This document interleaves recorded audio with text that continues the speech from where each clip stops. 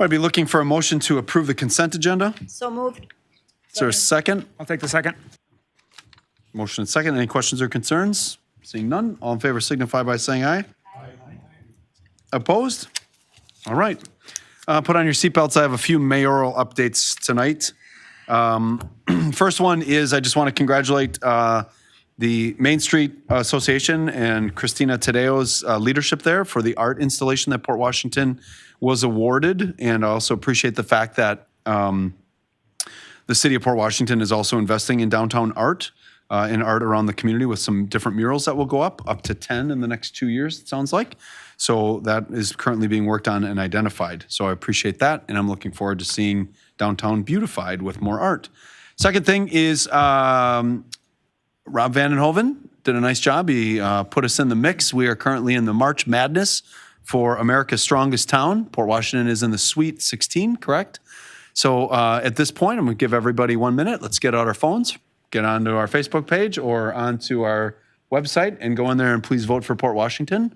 And make sure that, please make sure that we've done our diligence to ensure that at least there are 9 votes from up here for that. And I think you can go on multiple times. So, correct, Rob? No, I think they say just one per, at least one per email. One per email address. Okay. Well, everyone I know has at least 11. So you have yours for your Piggly Wiggly coupons, one for work, one for friends, one for Facebook. So, okay. So please, in all sincerity, please vote for that. That's kind of a cool thing that Port Washington is in that top 16 in the country. And thank you for your leadership on that, Rob. Second thing is I just wanted to give a thank you to the Port Washington High School. Last week, they hosted myself and Ava Zaret, who was a survivor of the Holocaust and was in first grade during the Nazi invasion of Hungary, and 900 students at the high school joined myself and Ava for that learning and lesson. I just appreciated that the school district was willing to have that there. It's just a cool thing for me during Women's History Month, and then to also support the diversity of our community by celebrating her life and her accomplishments. Then last night, we had a joint meeting with the school district, the Village of Saukville, and the City of Port Washington. And it was represented by myself, Alderman Pleitner, and Alderman Benning. And the Village of Saukville was represented by the village, a village trustee, as well as the village administrator. And we had a great discussion about what basically the state of each organization. School district gave us the opportunity to look at their potential strategic direction. And we will be meeting again, trying to meet quarterly now. First at the staff level to have staff meet and talk about different opportunities for collaboration and lean processes and practices to potentially reduce some costs and create some efficiencies within the community, but then also ensure that the different services we offer kind of grow together at the same time.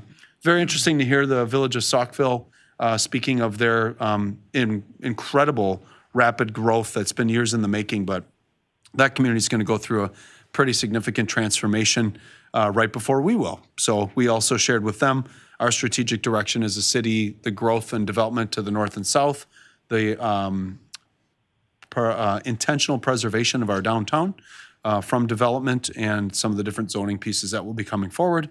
And we also, again, asked, we'll be addressing this in ordinance, but we would like this school district superintendent to be a non-voting member of our planning commission to ensure that the school district can see development and how it would impact their schools so that they're proactive in that understanding and that we can work together on the different initiatives that we are working on. Any questions on those 3 or 4 things before I go to the last one here? Because Alderwoman Pasto, this is exciting. I learned about Z1 850 substations and things because my next, yeah, so exciting. I had another meeting with Wisconsin Energies, with We Energies, last week. I met with their vice president of field operations to once again advocate and make sure they understand the frustration of the citizens of Port Washington as well as our local businesses. Last week or 2 weeks ago, the power outage, they walked me through all the different pieces, but they did explain some different components, and I shared with them I think they've got to do a better job communicating to the members of our community to understand that when we are hosts to that giant aluminum box that produces power that they sell outside of our state, I think it's important that as a host city to a power plant, our community understands where their power comes from and why there are problems. So they basically walked me through and explained all the different issues facing We Energy with supply chain, different components. I learned all about how in a substation that pops and then fuses all the way down the line popped, and then when lines rip down, et cetera. But they did go through their strategies in the city of Port Washington and are, I believe, trying to be as proactive as possible. So they did bury power lines along the bike path and continue to do that. They did share with me and show me how they aggressively trimmed the trees along the bike path, taking many down and then also trimming them back 10 feet on both sides. I learned something called ground to sky tree strategies. Sounded interesting.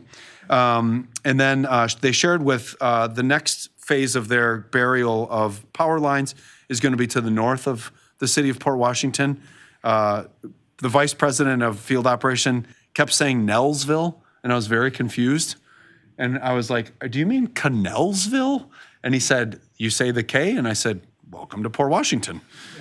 So they're going to be burying the power lines between the Cannellsville substation and the city of Port Washington to ensure greater power distribution and dependency, especially for our north side businesses. Allen Edmonds and on the north side, and then Conforms on the south side experience a tremendous amount of power outages.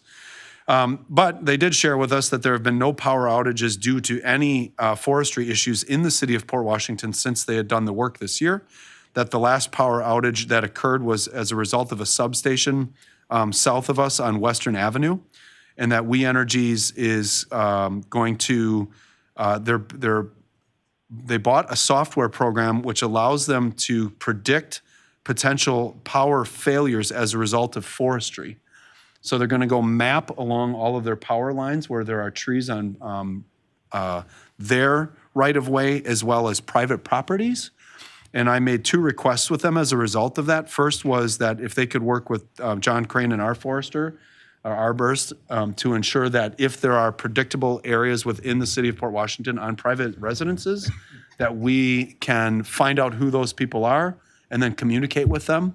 And I jokingly said, like, and if we have a power outage as a result of someone who's been told that they need to take down their ash tree and they don't, that we'll just tell everybody in the community whose house it was that caused the power outage.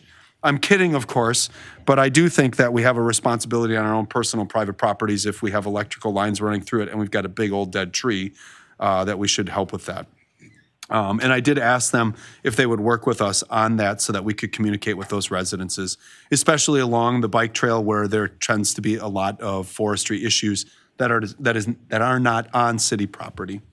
And then the second thing I had requested was for them, I wanted the data and analytics from the last 10 years of the power outages by the different areas within the city of Port Washington to see if there's anything else within the city's control that we can do to support that. So if there are trees that are city trees, et cetera. But the number one, again, they reiterated all the reasons why we have power outages. And number 1 is forestry. 2 was failure of materials and equipment. And 3 was humans and animals. So a squirrel gets in something or a car hits a telephone pole or an electrical pole. So we had that conversation. I'm expecting they also made personal contact with Allen Edmonds and the businesses on the south side of the community, as well as I asked them to reach out to our downtown area where our restaurants lost a lot of their inventory as a result of their freezers being shut off for hours and hours at a time. So if you want to know what you do as a mayor once in a while, you hang out with We Energies. Any questions for me about that? Okay, then the second thing under the mayor's business is the appointment to boards, committees, and commissions. I have 2 requests in there. First was on the bid board, the Didier family, which owns Remax United and multiple properties in the downtown, would like Owen Didier to represent them on the bid board. And then on the zoning appeals board, Scott Nelson, who's a local developer and business owner, had displayed interest in that. And I'm still waiting on 2 other people that I've put out for requests for those 2 positions. Any questions on them? Otherwise, be looking for a motion for their approval. So moved. Second. Motion second. Any questions or concerns? Seeing none, all in favor signify by saying aye. Aye. Opposed? Okay. Thank you for your grace for those reports. Moving into the officer and staff reports, thank you very much. I just want, on behalf of the council, again, we've got to figure out a way to get these out to the community between the increase in photos, the effluent pipe repair with the hole in it with the water shooting out. I think it's really important that we are very transparent with our community, what our infrastructure looks like as a result of 30 years of being held at our shared revenue rates. But on the other hand, what is done by our teams and our crews is pretty remarkable. And please thank Gary Peterson for putting the data in there to show very clear trend lines for how permits are pulled in when construction takes place. Any other comments or, yeah? Really quick, I guess from the city clerk, spring election information, locations, times. Yes, actually, today began early voting in person here at City Hall. So from today, the 21st through the 24th, the hours for that are 8 a.m. until noon. Next week, the 27th through the 31st, will be in the afternoons from 1 p.m. to 4, with Friday, the exception on the 31st, we're extending it till 5 p.m.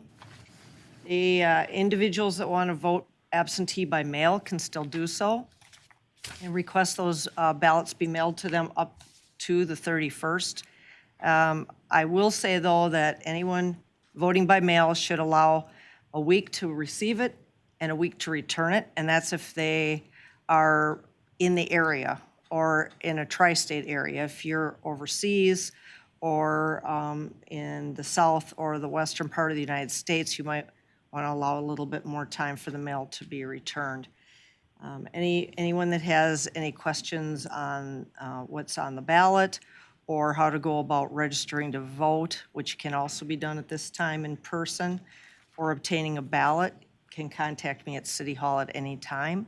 Also go on to myvote.wi.gov where you can request a ballot or register to vote. That's easy enough to do, and that comes directly through email into my personal computer, and then I take care of it from there. So I encourage individuals that already have absentee ballots, if they are ready to vote, that they return those as soon as possible.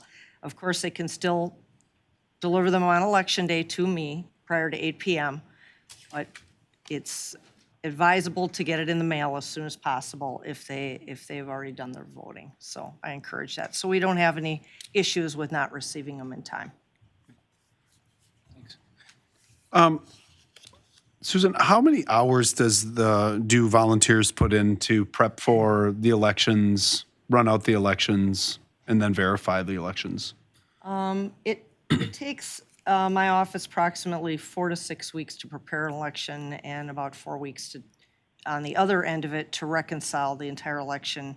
And I submit final reports with all of the numbers into the state. So we have individuals that come in and assist with early voting if we have a large enough turnout for that. We have care facility voting programs that we run that goes on for approximately 3 days prior to every election. I have teams working on that. Preparing the mail out of absentees, our first batch that we mailed out was over 500 on that first day. So we continue to do that, as well as preparing prior to the election the poll books and auditing all the absentees that have been returned against the log. So there are a lot of checks and balances that we go through to make certain that everything is accounted for and in proper order when we get to election day. Yeah, I don't think the general community, unless they're one of those volunteers, recognizes how many hours people give of their time to support our democracy and the integrity of our elections. We have a very dedicated staff of poll workers. They take it very seriously.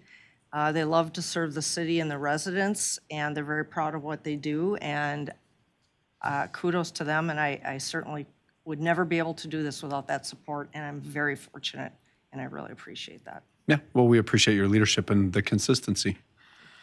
Okay, any other questions under the reports? Yeah, Jonathan. Really quick, sorry, I'm glad to know that we have a date for the next open house for the downtown plan. Looks like April 12th. Do we have a location and time, Bob? Grand Avenue, United Methodist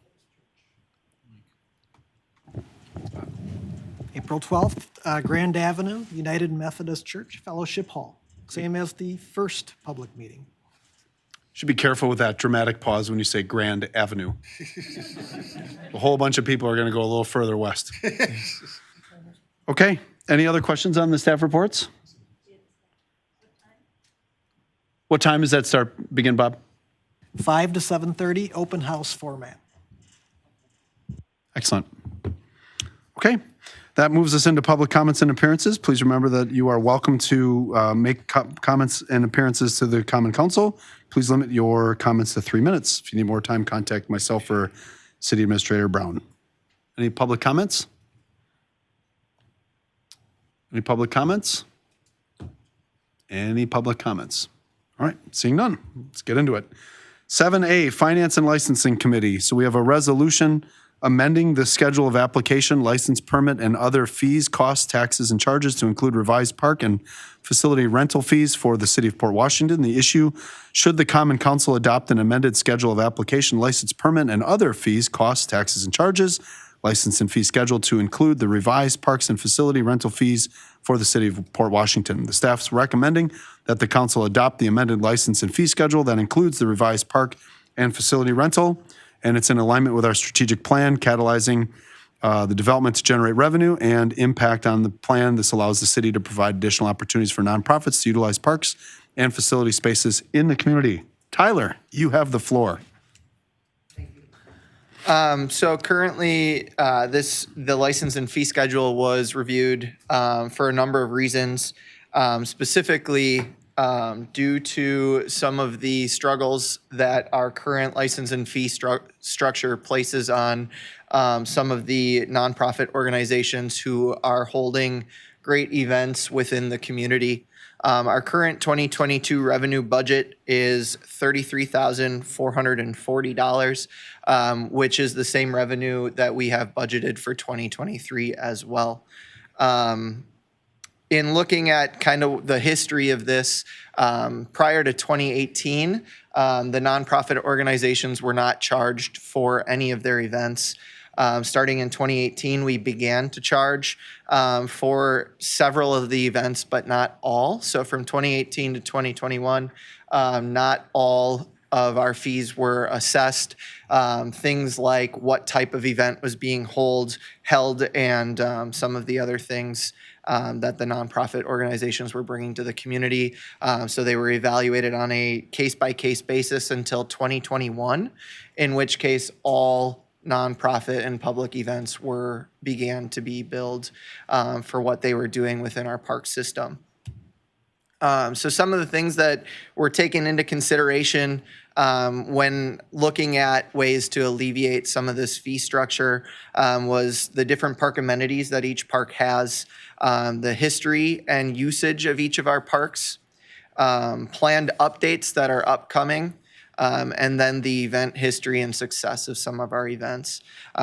Based on what other communities do, as well as other ideas that staff discussed, things like weekday rates, nonprofit rates, just straight lower rates for newer or unproven events that want to come to the community, discounts for different sponsorships that the organizations may want to take into play, and then taking things at a case-by-case basis, or taking a percentage of any revenue that's generated by the event. All of those things were taken into consideration.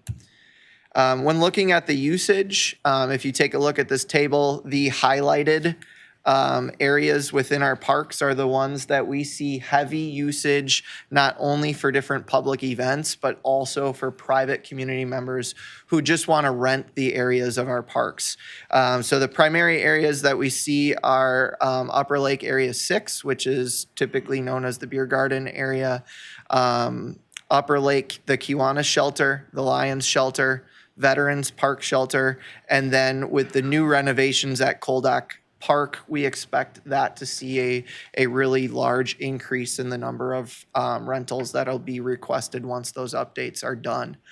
So those highlighted ones, basically what we're showing is that we know that if there's not a public event going on, that more than likely someone in the community is going to want to rent it for a grad party, a family outing, a birthday party, or another kind of individual event. Once we took some time to review, basically what we determined or what we feel is going to be the best to not only alleviate some of the fees and some of the burden that our nonprofit organizations are facing when they're trying to hold events for our community, is if we provide some weekday rental rates, it'll draw some interest that sometimes it's hard to hold events or plan events on weekdays, let alone pay the full weekend rate on our busier days. So hopefully generating some weekday fees for people that at a lower rate than our normal rates, it'll draw some interest in coming to our parks on the weekdays for their events. And then also making sure that we're providing nonprofit public community events and making sure that those fees for things that are out to our entire community have the opportunity to see some different rates. Chair of Finance, anything to add? No, I think this is great. I think it allows us to continue to generate revenue while still being friendly to our nonprofits in the area. I think we went a little bit too far in turning off those fees because I think it is important that we cover our costs and cover staff time, cover important things like that we need to be conscious of for the rest of the taxpayers. The biggest thing I like here is that there's greater cooperation. I think this makes it more friendly. We can continue to generate revenue. And I think it'll still make things friendly enough for the nonprofits in town to hold events and new groups that want to join in to the fun in the summertime that they can do that as well. So the Park and Rec Board also recommended this in our fee structure when we met on this to discuss it. But I would move to approve. Is there a second? I'll second. Motion and second. Mr. Sigwart? This is not an ordinance, right? Correct, it's a fee structure, Okay. resolution. This is different than what was sent out earlier because there's more freeze here than there were what came out with it. I mean, this is fine. I just want to let you know that Okay. I think this is well thought out. Agreed. Any other questions? Mr. Gasper? Yes, when this was approved by the Park and Rec Board, it included the proviso that anyone who had already reserved a park at the higher rate, that would be refunded to them to meet the lower rate. Is that something that needs to be added to this resolution, or is that something that is being handled internally at Park and Rec? So the current motion would approve this for. There you go, it's on now. The current motion would approve this for 2023, so staff would go back knowing that it would apply to all 2023 park reservations, and we'd correct that at that time. Okay, thank you. Okay, there's a motion and a second. All in favor, signify by saying aye. Aye. Opposed? Tyler, I cannot thank you enough for this. And Park and Rec Board and Finance. This is sensical government for our community. Okay, moving into Administration Committee. Ordinance 2023-6, amending the ordinance regulating days and hours of beer garden series events. This is the first reading of the ordinance. The issue is, should the Common Council amend the beer garden series ordinance by modifying the language about the dates for series events? Staff recommends the language be modified to be non-specific about the dates in which the Friends of Port Washington Park and Recs can have beer gardens. This lines up with our strategic plan by ranking our priorities to identify funding sources as well as the impact on strategy. The amendment of the ordinance provides greater flexibility for our nonprofit partner. Tyler, you have the floor again. So I'll start off by thanking the Friends of Port Washington Park and Rec for their great work on providing this series for the community. They've spent a lot of time evaluating their current operations and presenting ideas to the staff and the board and how to make this event even more successful for the community. Traditionally, as they spoke at our last meeting, the last 2 weekends have traditionally been lowly attended due to different community events and weather changes. And so they were seeking to just replace the final 2 Saturdays with a couple Thursdays. They've had an influx in how many groups want to participate, including the idea of potentially adding not only 2 Thursdays, but a third Thursday due to additional groups. And so as a staff, we don't want to limit the ability to continue to add more groups.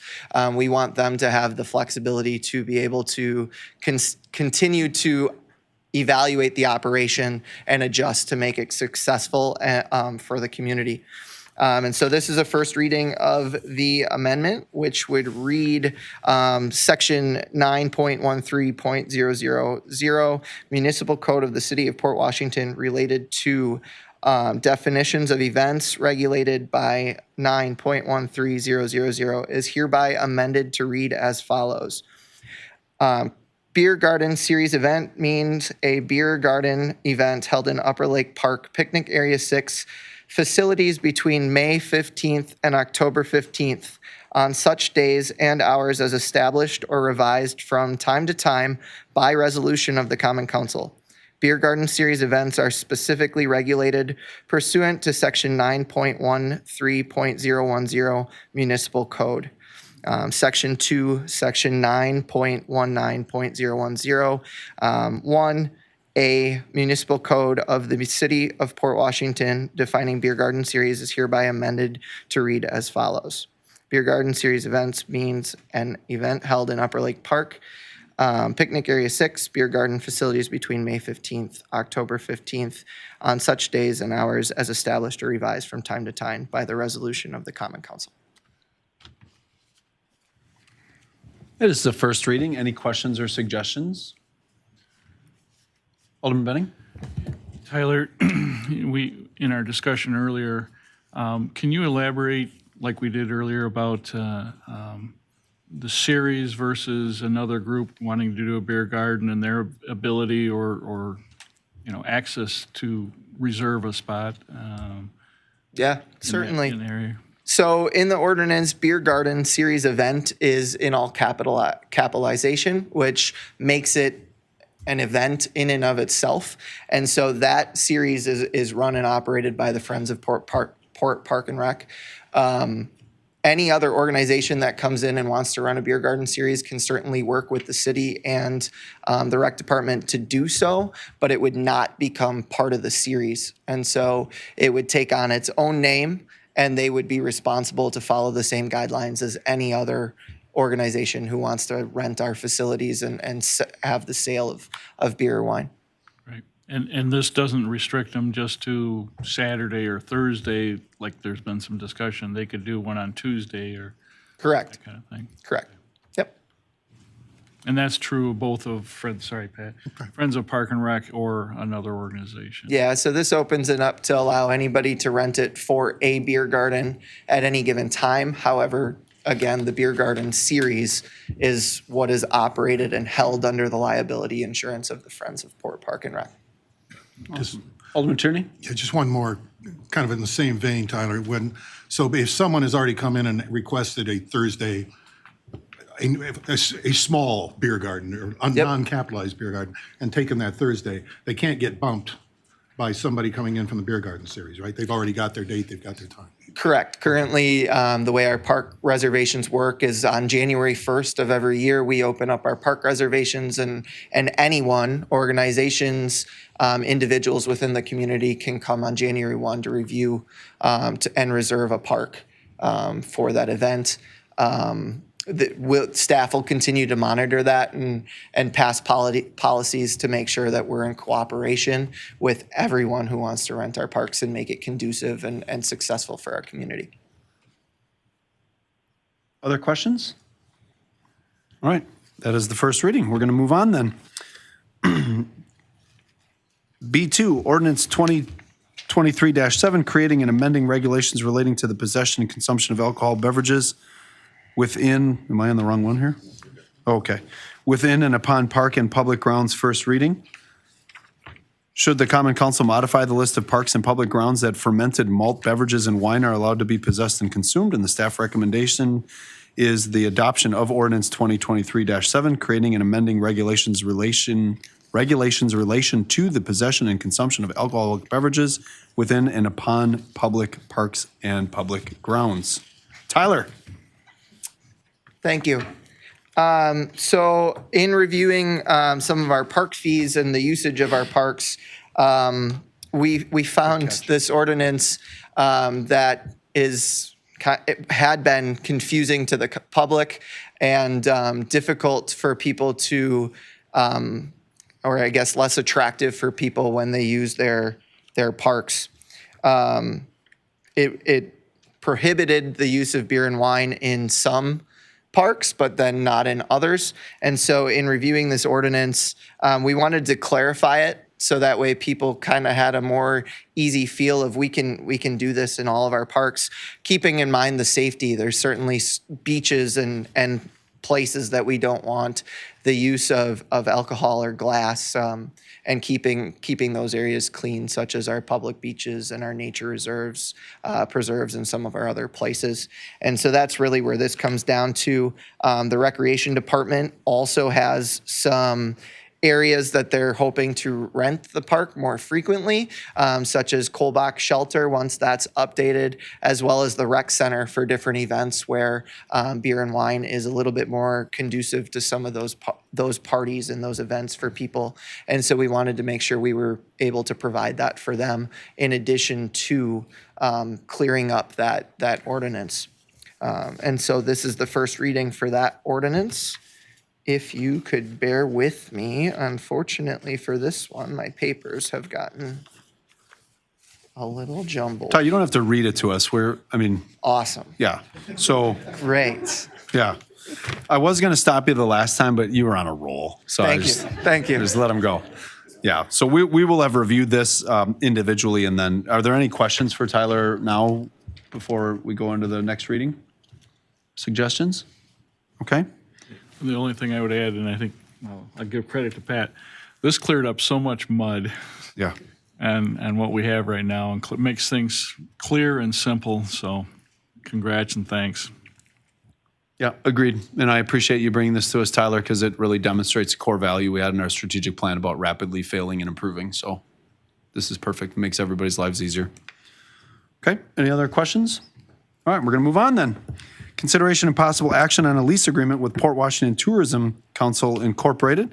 Should the Common Council adopt the lease and agreement with the Port Washington Tourism Council, the staff recommends the lease agreement with the Port Washington Tourism Council, lining up with our strategic plan. And I'm going to turn the floor over to Mr. Brown.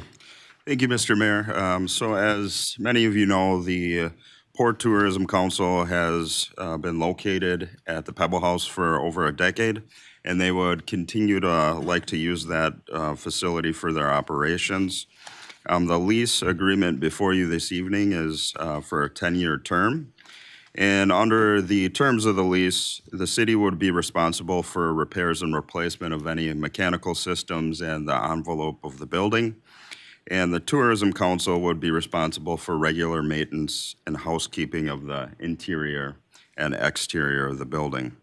In speaking with Wayne Crucial, who is here tonight, if you have any questions, there is some minor maintenance work that needs to be done. So that will be undertaken probably in the spring, summer here. And that's including exterior painting, landscaping, and then some light interior maintenance as well. Through the conversation with the administration committee, there was a few times where we discussed this and ended up going back to Wayne and speaking about a couple topics.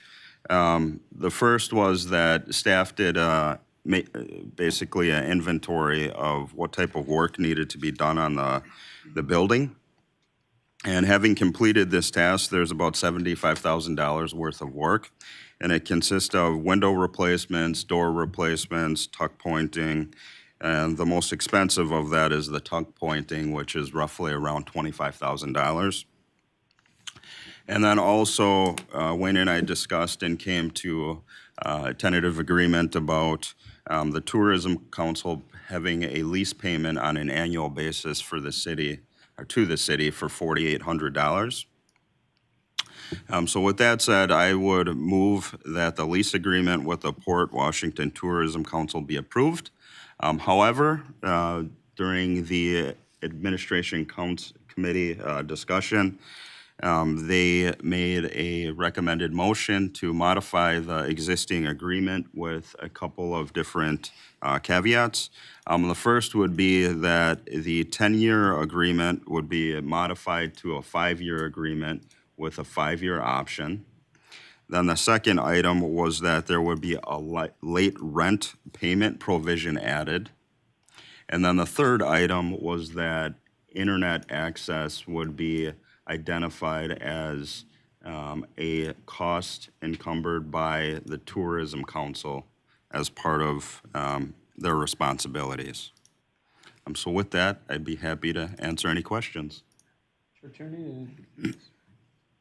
Tierney, anything to add? No, he pretty much covered it. There was some discussion. The big discussion was the length of time. Okay, the 5 + 5. All right, Mr. Sigwart? Yeah, the 5-year lease with a 5-year option, the option is for the city and/or tourism? What is the option? What do you think it'll be, Tony? So just so I understood correctly, so 5 + 5, and who on the backside of the second 5? First 5. Sorry, I didn't hear exactly what you said. The question is, so if it's a 5 + 5 lease, so the first 60 months is with tourism, and then it's an additional 60-month option for tourism, correct? Correct. Yeah. It's their option, not the city's. At that rate? My only question is, when Tony and Wayne negotiated this, it was a 10-year option, which I looked at being $48,000, forget the interest and forget what's going to happen with inflation, et cetera. But that, I looked at that and said, that would allow tourism to pretty much set their budget for 10 years. Now, the question I have is simple. After 5 years, it's an option by city or by tourism to flex the rate, change the rate, renegotiate. What's the option? Or what do you think it'll be, Tony? Well, I probably should preface this by it would have to be something that's agreeable between both of the parties. But ideally, in my mind, it would be a 5-year option that is able to be exercised or not by either party.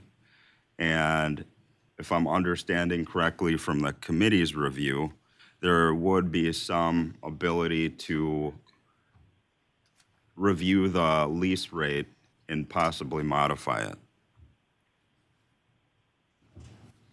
That would have been my understanding from what we were going back to. You recommend that as well, or is your recommendation the original 10-year locked-in lease? I would probably stick with original recommended motion because there's probably an uncertainty to it as far as what's acceptable to the Tourism Council. So that's my view on it.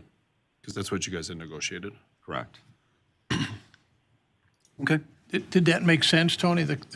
The real question was, what if you don't come to terms, it turns out to be a 5-year lease?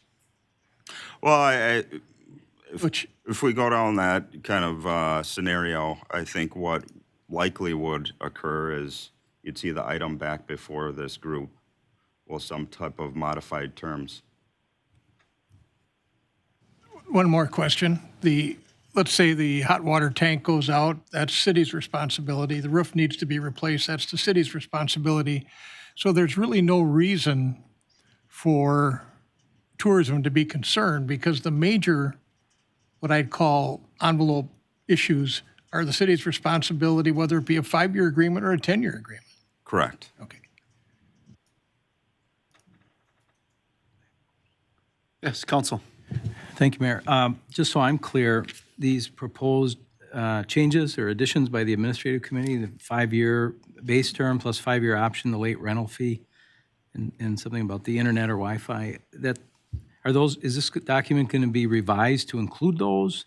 Because as drafted, if you were to approve it as drafted, it's a fixed 10-year term, and there is no late fee or provision for internet. So I'm not sure of the posture of the motion. Is it to approve this as presented or with those further revisions? So we don't have a motion at this point, so we would need a motion to kind of carry on that conversation. So the recommended motion from the city administrative team is to approve the attached amended, or the attached lease agreement that was negotiated, and there is a second recommendation out of the administrative committee, but we need to take a motion in order to understand what we're doing. So, Mr. Benning? Yeah, so I will make the motion that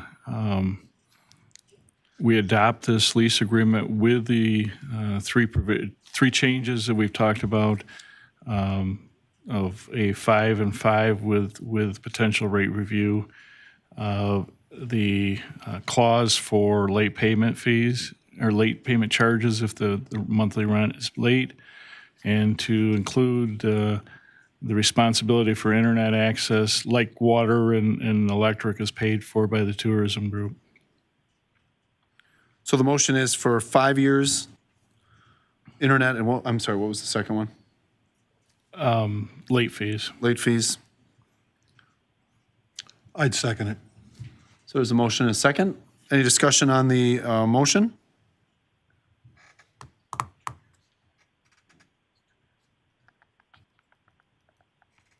Is there something we need to address, Mr. Gaspar? I don't think it matters. Okay. So the motion is for a 5-year lease with a 5-year extension possibility with late fees and the cost of internet to be covered by tourism. All in favor signify by saying aye. Aye. Opposed? No, All right, motion passes. Next one, Personnel Committee, consideration and possible action on sick leave policy. The staff recommends the proposed sick leave policy be adopted, and this lines up with our strategic plan because it creates stronger policies and procedures and allows the city to continue providing benefit to employee and fix an unfunded liability so the staff can develop a management plan. Mr. Brown? You need a second? Thank you, Mayor. Just give me 1 second to get, Sure, you can pull that up while you're doing that. Mr. Sigwart, I just wanted to thank you for your great rhyming scheme before I captured. Change of the rate, fix the rate, reinstate. So that's good stuff. Appreciate that. A little personal notes. That buy enough time? we'll see. There we go. All right, so we've developed a policy before you this evening and had many iterations before it got to this point. And I think overall, I would say that the proposed policy is more flexible and inclusive than the existing one because it allows employees to be eligible to use the time in more different ways for different types of events and scenarios that occur. And really, there's 3 significant changes, and I'll go over each one of those. The first is that the definition for immediate family has been expanded. It originally was a little bit more confining, but we've modified it so that there's a lot more members of your family that are included. And I think it's just kind of out of the understanding that it doesn't necessarily have to be your son or your daughter or your mother or father. It could also be your in-laws and others that are just as important to you, and you want to be with them at a time of need. The second is that the accrual, it has changed. Right now, the existing policy is that employees can accrue, new employees, I should say, after 6 months. Under this proposed policy, it would be upon hire. And then the third, and I'll go through this a little bit more extensively, is the sick leave payout policy and the modifications that we would be asking of the Common Council this evening. So just kind of going through this, and I guess as I'm going through it, I would ask you to stop me if you have any particular questions. But the existing policy is that if an employee is retired or they are terminated due to disability, what they can do is if they have less than 20 years of employment, they can take up to 50% of 150 accumulated sick days, which translates to 1,200 hours at their present salary, and then that gets converted to a North Shore health reimbursement account.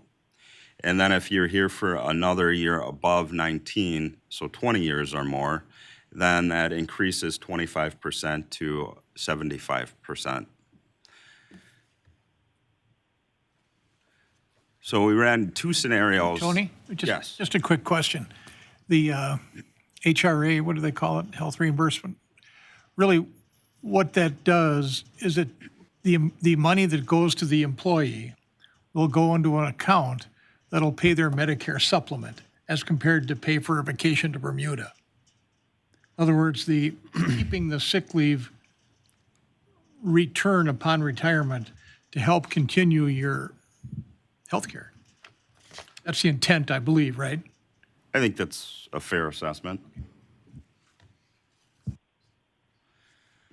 So there's two scenarios we went through. We said, what if every existing employee retired or otherwise left employment with the city because of disability, and they had less than 20 years?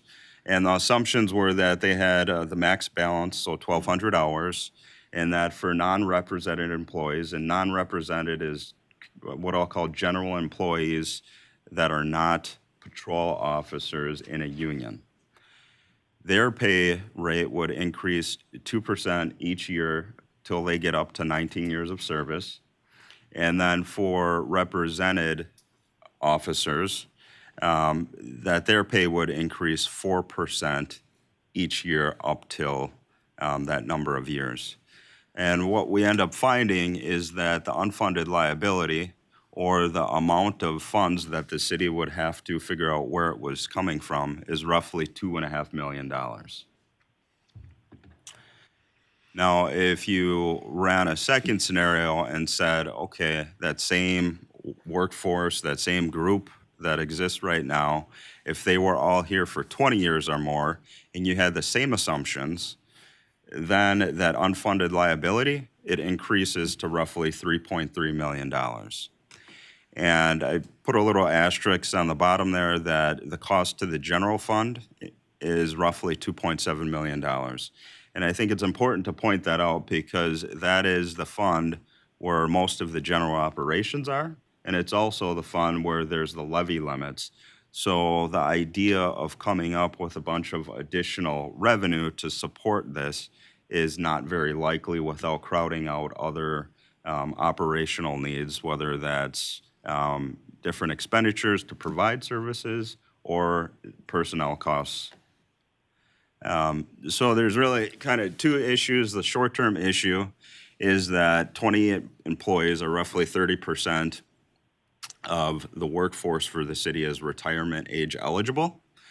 So if they were all to retire this year, the city would have to figure out how to come up with $1 million. And then the long-term issue, as I just kind of outlined, is that the unfunded liability is somewhere between $2.5 to $3.3 million. Mr. Brown, can I ask you a question quick? Yes. Are cities exempt from having a post-employment trust? This is not an OPEB liability. It's what's called a compensated absence. Okay. So it would not come under the same government accountability standards rules that OPEB would. And how long have we had this benefit?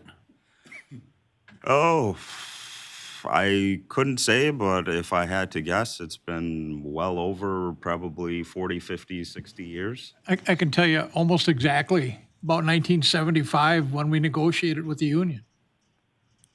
And no council since 1975 thought to put funds aside to vest this. That's a rhetorical question. Apparently not. Well, this is bad stewardship that tonight you are in a position where we have to vote for these pieces because this should have been handled from the day it was put into place. And I was 4, so it's not my fault.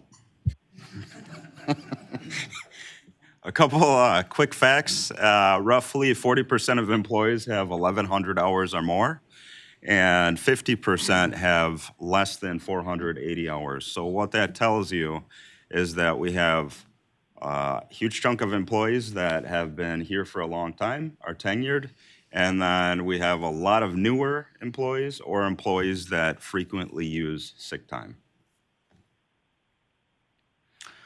So there's kind of two components to this. There's kind of the management approach, and then there's what do we do relative to the policy as it exists today. So from the management side, what we're going to end up having to do, and I think that this has been done in the past, I'm not sure to what extent, but there's going to be rolling vacancies. So what that means is that positions are going to be held open until the payout pays for itself. As an example, in the streets division, there is a position that's open right now, and it will stay open until probably August, September. Mr. Brown, so the world understands that the only way we can recover these costs is by not filling the position until that payroll run pays for that undefined benefit in our budget. Correct. I was for. With emphasis. Long term, I think one of the things that myself, along with the finance director, HR director, is we will try to develop a plan to start cash funding some of these payouts. To what extent we're able to do that, I'm quite frankly not sure right now, but that is certainly getting to the point of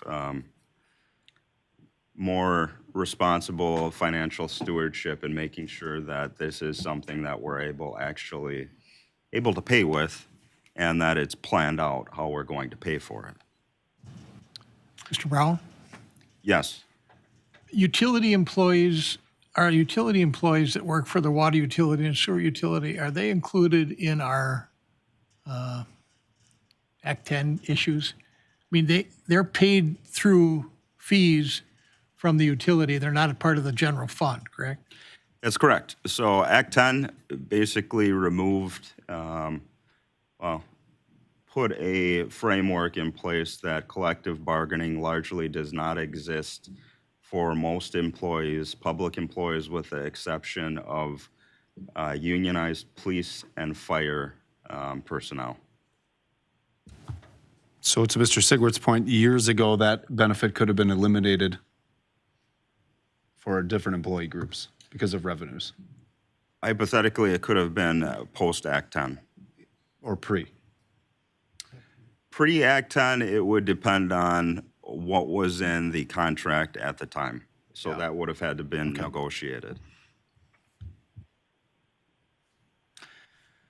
So the amendment, and this is the policy portion related to this specific item, is that any employee that's hired after April 1st of this year would not be eligible to receive a sick leave payout.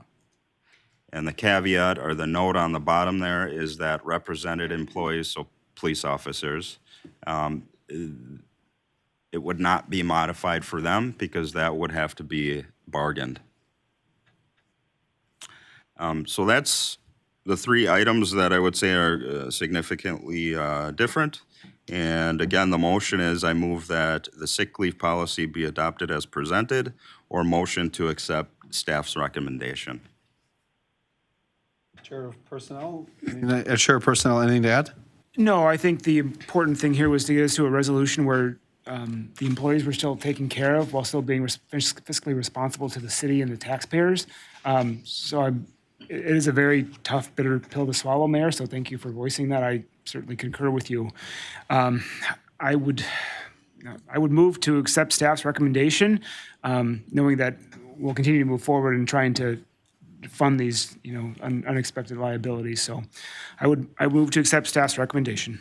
Is there a second? I will second. Any questions or concerns on the motion? Mr. Sigwart? Yeah, our current sick leave policy, is it 12 days or 15 days? It's 15. So We're this keeping policy, keeping it the same. yes, so the accrual rate would stay the same. I do appreciate the flexibility in there too. It's ridiculous when you get a phone call of, can I go to my aunt's stepfather's funeral? And we say no, so put our people first. All right, there's a motion and a second. Are there any other questions or concerns? Otherwise, the motion is to adopt the recommendation for the proposed sick leave policy. All in favor signify by saying aye. Aye. Opposed? I do have one further question, Mr. Brown. Are there any other liabilities like this that were bad policy that are going to impact good people? I mean, because we're going to have to deal with it. I didn't make that face because there is something like hiding under the rug. I made the face trying to think of if there is anything. And there is nothing that I would say immediately comes to mind. Okay. But this is the single greatest HR hurdle we had left. I heard I shouldn't have asked you that question. As far as an I'm gonna move unfunded on. liability, yes. Okay. That's what I meant. Thank you. Okay. From City Boards, Plan Commission Certified Survey Map proposed for lot combination and public way dedication, 922 to 926 North Wisconsin Street. Norport Group LLC is the applicant.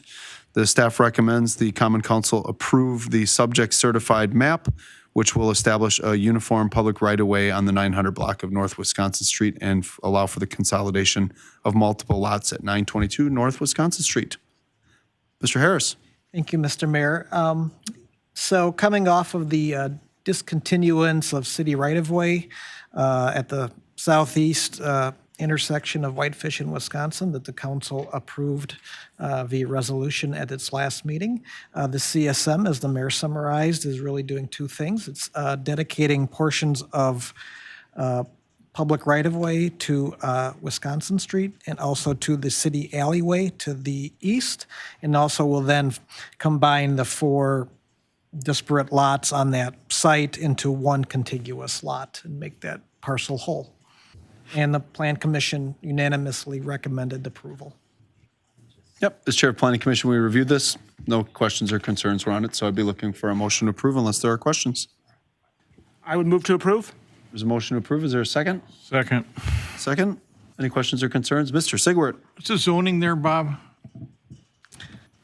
I get the B2 and the B3 confused. I think it's business 3, I think. No, B2, business. Okay, but it wouldn't be hard to convert that to residential, that's all I'm thinking. No, because you have residential right to the east. Council will be quick to support, or not council, Planning Commission. So there's a motion and a second. Any questions or concerns on the motion? Seeing none, all in favor signify by saying aye. Aye. Opposed? All right. And here we go. All right, ordinance 2023-5, an ordinance regulating the condition of dumpsters. The staff recommends the city prohibit dumpsters that leak or spill liquids, semi-solids, and solid refuse by revising the health and sanitation ordinance. This is a second reading. We have full council here. Any questions on this? Otherwise, the recommendation is to pass this. Can I move approval? Yes, Mr. Sigwart, motion to approve. Is there a second? Second. Seconded by Alderman Newmeyer. Any questions or concerns on the motion? Oh, such a great day. All in favor signify by saying aye. Aye. Opposed? All right. Fix your dumpsters, people. New business. Here we go. Presentation on the Niederkorn Public Library Strategic Plan by our library director, Mr. Tom Carson. This is a presentation and discussion only. So good evening, everyone. I just have to get this set up.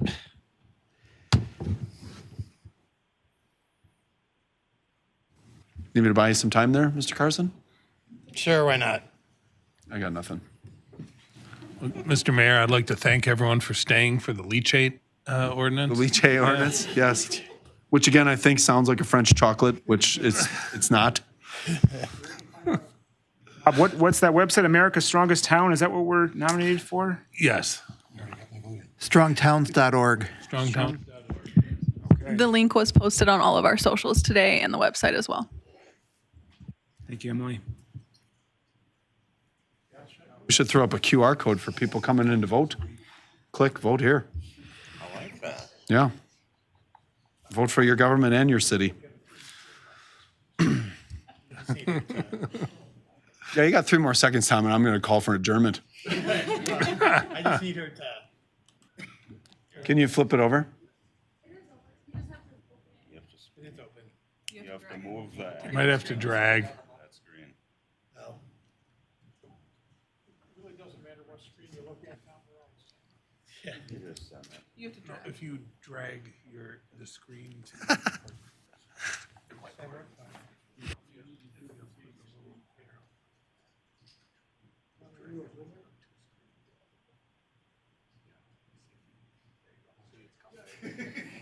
Here it comes. You can see it. All right. I haven't had to use this before.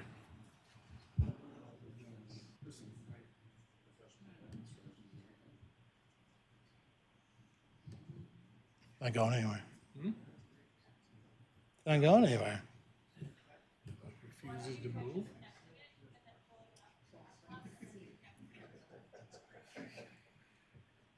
I'm sorry, guys. It worked fine just a few minutes.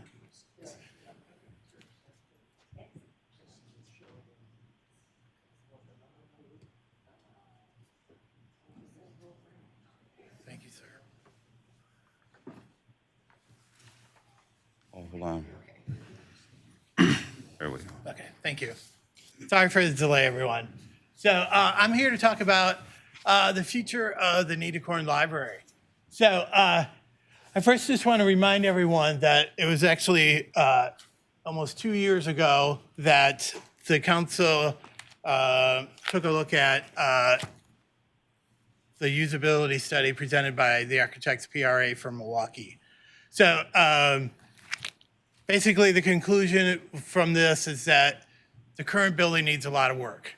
And so in anticipation and for planning ahead, we started working on a strategic plan beginning in June of 2002. And we used a consulting firm, Wills, out of Madison. They are a nonprofit library consulting firm that helps libraries and museums as well as school libraries become efficient, effective, and current in today's society. So, so just some quick highlights. Currently, we have over almost 6,000 cardholders. We've had over 78,000 visits, 676 curbside visits, and 117 library web visits. So last year, we have increased our checkout from up to 128. We are still rebounding from COVID, like all public libraries around the country. These statistics really match with other libraries. We're seeing the same use go up as well as the borrowing of materials. So we also had over 284 children's programs, 74 teen programs, and 121 adult programs. So the strategic process, we kicked off in 2022. So the goal was to help develop a framework of goals and measurable objectives. So this just talks about the different data points. Every year in the state of Wisconsin, public libraries are required to submit a state report. So we have a lot of data that the consultants were able to consult and analyze. And there was a major grant awarded to Wills to help take all this data and create some data sets. And they were able to do that for us. So this is the strategic directive. I won't read the whole thing, but this is really the core, I would say the core values of what we're trying to do. And that is included in the print copy of the plan. So our mission statement is we want to be able to have our users access to information and materials, inspire lifelong learning, and provide a welcoming environment for all. So our first goal is premier library, premier community. So the goal is to have the resources to fully support and sustain quality services, engaging programs, and collections to catalyze a healthy, flourishing community. In order to do that, we need to implement ways to continually hear from community members, increase staff capacity, improve the long-term financial health, and improve staff confidence in knowing what the library offers. So this was one of the results of the deep dive of our data. So if you look at this statistic, we were compared with 20 peer libraries across the state. where it matches the population, the use, size of the library, et cetera. And so this just comes with the number of employees. We actually have, per average, a bigger footprint, but we have a lot less staff. So on average, we have we're less than 3 full-time staff. And actually, our FTE went down a little bit for this year. And if you look at income, we're about $100,000 behind other libraries our size.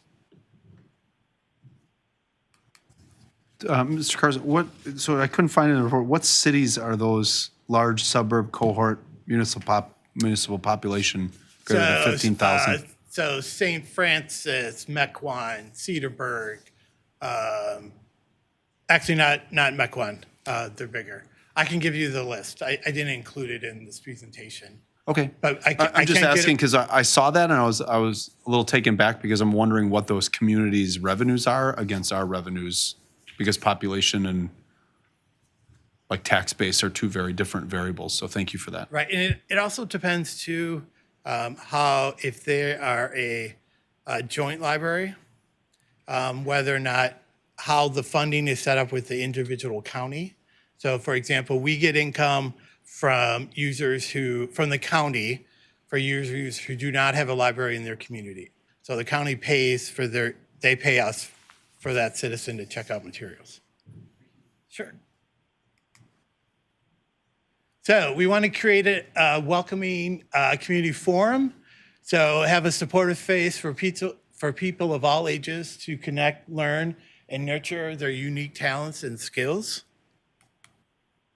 So and do that, we need to develop more partnerships, provide relevant and engaging programs, and provide access to a dynamic library collection. Functional, relevant, and flexible spaces. So the library really is the third place or community living room in Port Washington, and the physical space of the library should reflect the very ways that the community desires to use it. So this is something where it really pertains to the physical footprint of the building. In order to do this, we do have to make some changes. So we want to make sure we continue to inform our stakeholders about what their expectations are and determine a clear pathway to an updated library building. So some of the zones of interest, zones within the building that accommodate work and study needs, comfortable and inviting spaces to read and relax, welcoming families and young children, community meeting spaces for large and small groups, and outside spaces that are attractive and usable for activities. So different scenarios, renovations within the existing footprint, an expansion of the existing building, or seeking opportunity for a new building, which I think the model would be working with developer to create a library on the main level, apartments or living space above. It has become a very popular model throughout the United States. There's many examples. The closest one, will be in Fox Point, where the new development on Brown Deer and Port Washington Road will be the library on the first floor. Above will be retail as well as condos or apartments. I don't think they've decided yet. But in that case, the developer is paying for the new building. And the communities will have to pay for the new furniture, carpet, that type of thing. So the library where you are. So we are actually doing a lot of this already. For example, as you remember, we are part of the Monarch Library System, and they have been very beneficial in allowing the library to stay up to date with a lot of resources. For example, the system has an app where you can search for materials, place reserves, check your finds. We can actually turn on to where people can check in their own books. We haven't turned that on yet, but some communities do this, so it speeds up the process. Where some materials are limited, and sometimes we don't get, for example, brand new. We have the hot collection, and the DVDs we don't check them in right away. So sometimes there's a lag time, and they have to wait to check out more DVDs until we can check them in. But in the future, they'll be able to do that themselves. So, objectives for number 4, we have to increase our investment in digital resources. So, for example, thanks to the council for the extra $5,000 for library materials for the next 3 years. We are actually going to use some of that money to subscribe to a genealogy database called Ancestry. That will allow us just one license, unfortunately. They have decided not to allow libraries to provide that product available to patrons from home. You can only use it in the library. And it's a very powerful resource. Some of you may have your own subscription at home. The problem is what we will get for the library will be a little bit different. They take away, you don't have access to more, how do I put this, more family records per se. So like, for example, the Carson side of my family, there's all kinds of stuff that I can access a completed family history, but that won't be available on the library subscription. It's only available for individuals. So it's not the full Ancestry.com that you see advertised on TV. Also too, we need to increase the use of digital resources through marketing and staff training. I'm hoping that all of you are familiar with BadgerLink and the Wisconsin Digital Library. These are both state-funded resources that provide access to digital information. If we did not have that available and the state paying for it, we as an individual library would not be able to afford those resources. So we are very happy that the state continues to fund those resources. And recently, librarians descended on the state capitol, and we made it very clear to all the representatives that they need to continue funding these state resources. And then we want to develop an outreach schedule that targets outdoor spaces in neighborhoods and outlying communities. And we can do that with our new outreach van. Unfortunately, there was some changes last year. So things were canceled. And so we're trying to build that up again.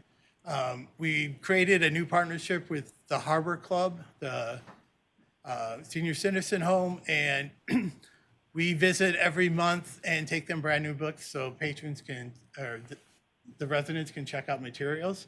And on the first day, we signed up 28 people who checked out materials. They're very excited and appreciative of this resource. We are hoping someday to really increase the number of offset sites and home delivery of materials. Now, this is one area where the new sick leave pay policy will affect us because we have an employee who's retiring and we cannot fill that position until November. She's retiring at the end of April. So a lot of the stuff we just have to wait a little bit longer until we're fully staffed. So just keep in mind, our users like ebooks and comparable to our other libraries, there's actually more use. And that makes sense since this, I know I'm not supposed to say this, but it's a bedroom community where a lot of people work outside the community and drive. And so those use of the digital audiobooks and other resources come in very handy. So if you haven't seen it, this is our new outreach van. And we've gotten a lot of compliments. And I'm visiting with the director in Germantown because they want one. They want to create their own as well. I don't think they're going to have access to the funds that we are fortunate enough to get. Because remember, that van was paid with no city funds. Well, technically it was, but then you were reimbursed with federal funds and donations from the Friends Group and the Rotary. So our goal 5 is effective strategic communications. I actually think we actually do a pretty good job of communicating to our users. We have a newsletter that goes out every month via our email, and we do a pretty good job of using social media to let people know what is going on at their library. So objectives, so accelerate the evolution of the library team, improve overall community awareness, and expand the card holder base in Port Washington and elsewhere. So one of the things, we are going to reach out to Fredonia, town of Port Washington and Belgium, and take the van out there and have people sign up for library cards. The benefit to us is that if someone uses it, we actually do receive some payment from the county. So it's to our advantage to go out and get more card holders. So implementation, we do have an action plan. I'm not showing it here because we have to change it just because of the changeover in staff. We have to, because of what the staff member did, she did a lot of cataloging and processing of materials. And our other staff are going to take on those responsibilities until we get a replacement. But a lot of the stuff we have already started. We've developed partnerships. We're just waiting to hear back from the Big Read organization to see if we received a grant. And that we're working with the Grafton, Saukville, and Port Washington Library on a big community read program that will take place in October. So hopefully we'll receive good news in about 2 weeks. So this is one of the responses, and I think it really sums up the kind of position we're in right now. The public love the library and appreciate the library, but it is a dated facility, doesn't meet the modern expectations for the public for technology and innovation. And so the goal now is we really need to think about what we want to do with the building. We continue to have major expenses to repair things. Our security system is falling apart. Our alarm system has problems. This is actually kind of funny. I moved a curtain in the community room and it fell and it all came down. Because the wood is rotted, I guess, up where it was screwed in.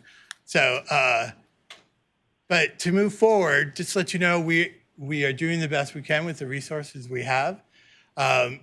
We do a lot of programming that even way above our peers. That's the one thing the consultant said they couldn't believe all the programming we do.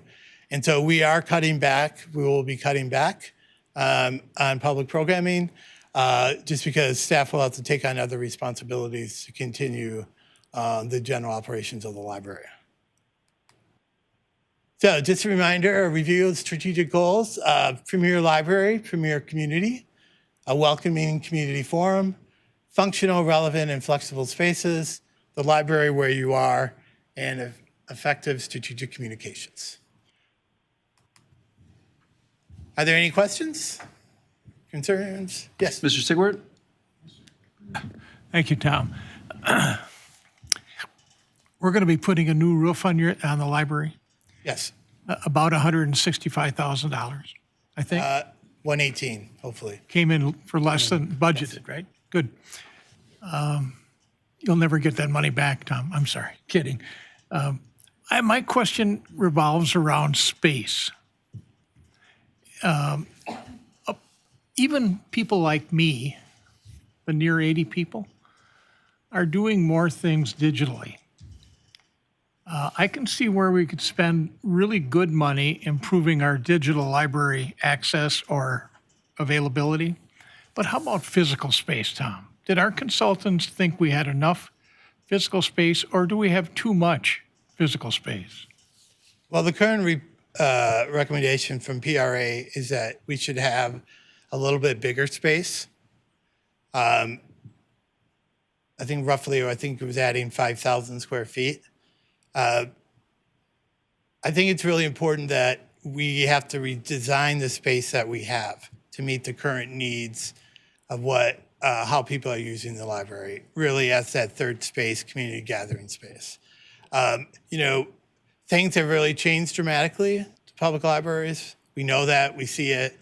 You know, we can't compete. You know, for an example, you know, 10 years ago when someone was remodeling their house, they would go to the library, check out all the remodeling books, paint, you know, check out 10 books. Well, they have Instagram now and Pinterest where people are going to first. You can, for example, Sherwin-Williams, you can actually upload your living room that you want to paint and paint it with the color of your selection. And we can't compete with that. However, we have people that want study rooms. They want a group study room. We have people that, yeah, we can build up that digital collection, but we can't do it without cooperation and working with the state. We just can't afford it. Just remember, a digital book for a public library is not the same for a general consumer. So you can buy a new ebook for $12, but when the library buys it, it's $76, and it can only circulate 26 times, then we have to buy that title again. So, and what's unfortunate right now, we have a lot of consolidation going on with producers of information. So the prices they're just gonna continue to go up. That's why a public library is still gonna be so important to be able to provide both print and digital information. And it just, the prices keep going up a little by little. But yeah, it'd be nice to have a really robust digital collection, but we'd have to really raise the budget. Sure. Any other questions? Alderwoman Postel? Tom, you had mentioned cutting back programming. Did you investigate any opportunities in partnering with Park and Rec or the senior center so that you would not have to cut back any of the programming? Well, we already partner with both groups as well as the school district, a wide variety of the different organizations. It's just that we're not going to be able to do as much where we actually do the programming. For example, a lot of the adult programming is done by other people. It's just that we need to use all that planning time to do other things. And I'm hoping next year we will be able to increase a little bit of the programming to go back to the level that we're currently at. So for example, we have to have people that process all the materials. And that does take time. And that's where a lot of it's gonna go towards that time. Tom, I have a bunch of questions here, but because of time, I think I'm just going to send them to you, but I'll ask you so you can think them through. And Sure. One though I do want to know is in the document, there were 5 people on the strategic planning team? Yes. Is there a reason why? I mean, I'm just wondering, it's only library staff and library board members and one community member? No, students, no alders, no... Is that a recommendation that came from the consultant to keep it just at 5 people? Yes, because we try to reach out and get opinions throughout the process. So through social media, through surveys, et cetera. They recommended that we keep the committee small just because it was way more manageable. But we get really good feedback because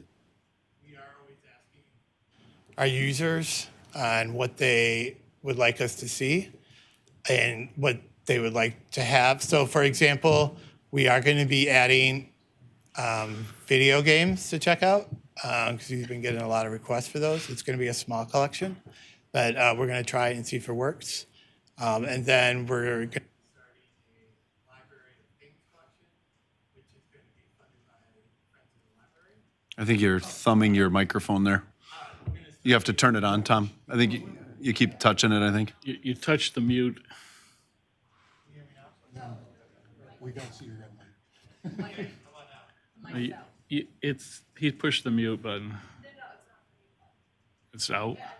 Okay, who cares? Tom, just keep going. Okay, so we're going to create our library things collection, which is an opportunity to provide unique items for people to check out. We are planning, for example, No. cake pans.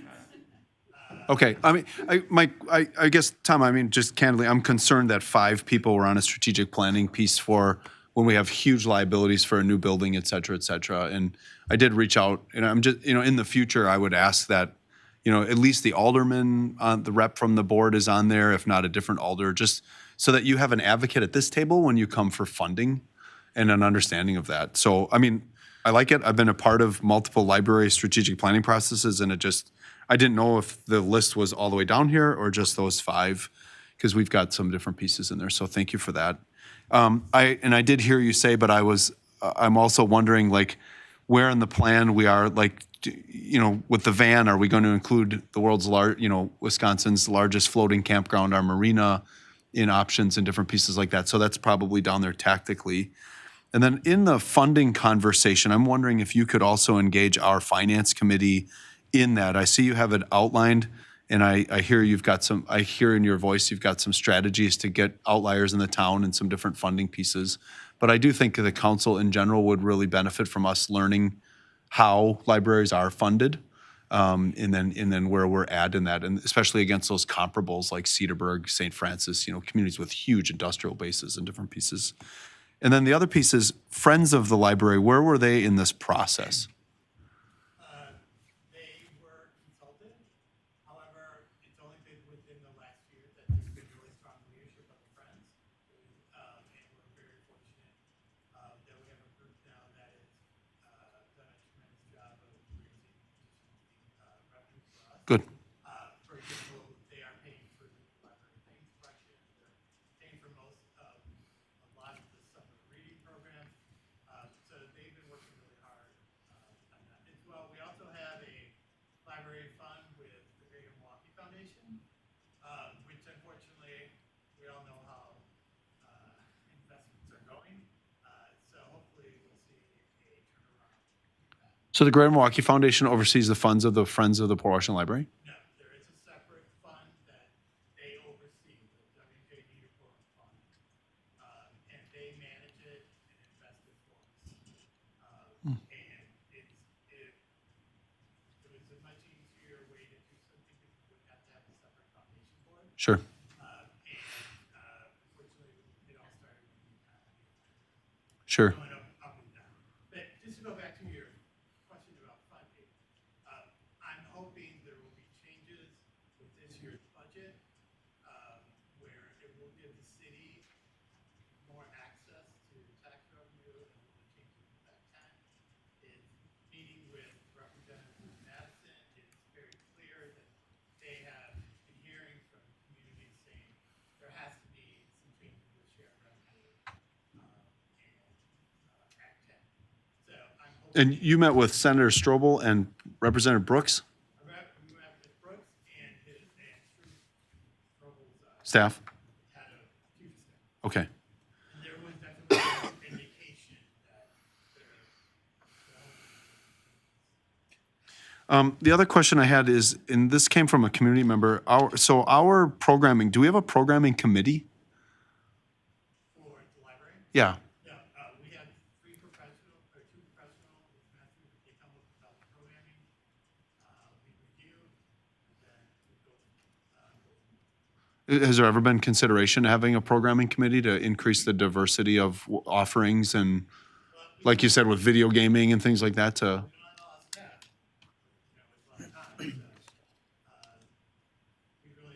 So no. Okay. Okay, and then I appreciate, the other piece I just wanted to share with you is I do appreciate that you're engaging in the Department of Public Instruction's dashboard. I think that'll be nice to see live, and then, for council to see that as well as the community, because I think that a lot of people will really benefit from those live analytics. So that's what I had, so I'll send those to you, and awesome. So take a couple questions. Mr. Benning? Tom, in the last page here, or close to the last page, it says the Port Washington 5-year strategic plan was consulted. Shouldn't this be aligned to the city's 5-year plan as part of the city's organization? Sure. Some of the remarks are included. They actually did look at the 5-year plan, and we are waiting for the final downtown plan. Well, I guess I'm saying is the city developed the strategic plan, which you were part of. Shouldn't this plan be aligned to that? It is in some ways. Unfortunately,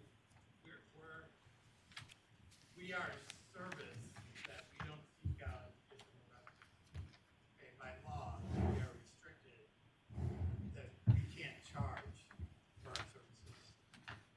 So that is a big component of the city's strategic plan, and we're unable to do that. Yeah. I guess we're not connecting it. I guess the other part of it that we have and we tracked, again, we reviewed this in January, is are you going to form some action teams to focus on those goals and things like that so that, a plan is good, but if there's not action around it. And I understand there's limited staff, but we also have community members that could be involved in helping drive some of these activities, just like we do with the city. Oh, sure. There is an action plan that's already been written. I just have to review it, and then we definitely will be reaching out to the community, to the council, and joining teams. For example, if there's any type of renovation or new building, we're going to have to raise some money for that. And then we are always constantly seeking feedback from our users and how to improve services. And we have not started that process yet. And I guess, when you can, I'd like to see these goals be made into SMART goals with some specific, measurable, achievable, results-oriented, time-bound activities that we can support and understand, where your priorities are. Because, you've got multiple goals here. Something's going to have to be priority. Again, as you mentioned, you don't have unlimited staff, and we're going to have some limitations there. So we just want to make sure we're clearly understanding what the priority is. Sure. What are the number 1s, 2s, and 3s going forward? Yeah, it's laid out pretty well in the action plan. And once we just make some, because we just learned about the changes with sick leave policy and the person leaving and all that. So we just have to look at it and then prioritize, because a lot of that stuff you mentioned is already there. So is your consultant working on that for you now? Consulting work is done. Okay, so they're not doing that part of it. No, they did write we worked with them on an action plan. I just haven't shared it with you, which I will happy to do. It's just that I wanted to tweak it first before sharing. Okay, thanks, Tom. Sure, you're welcome. Any other questions? Okay. Thank you, Tom. And Okay, to the thanks, staff, everyone. we appreciate what you do, and the board. We're very grateful. Okay. Any other further public comments or appearances tonight? Taylor? Good. All right. I'm going to look for a motion then. I've got two separate motions. A motion to go into closed session per Wisconsin State Statute 19.851, Section E, for purpose of deliberating or negotiating the purchase of public property, investing of public funds, or conducting other specified public business whenever competitive or bargaining reasons require a closed session to it, discuss preliminary discussions with a landowner, and financial and other terms and conditions of potential option to purchase vacant parcel of land, and devising bargaining strategies regarding the terms and conditions of such purchase. Is there a motion for that? So moved. Alderwoman Postle, Alderman Newmeyer. As a voice vote, Ward 1, Ward 2, Ward 3, Ward 4, Ward 5, Ward 6, Ward 7. Motion passes. Motion second to convene into closed session per Wisconsin State Statute 19.85 Section 1, subsection E, for purposes of deliberating or negotiating the purchase of public property, investing of public funds, or conducting other specified public business whenever competitive or bargaining reasons require a closed session, to wit, discuss preliminary discussions with developer and financial and other terms and conditions of possible extensions of utility infrastructure and public utility services, to propose subdivision development and devising bargaining strategies with respect to related development issues. Is there such a motion? So moved. Alderwoman Postle, Alderman Newmeyer, second. Ward 1. Ward 2. Ward 3. Ward 4. Ward 5. Ward 6. Ward 7.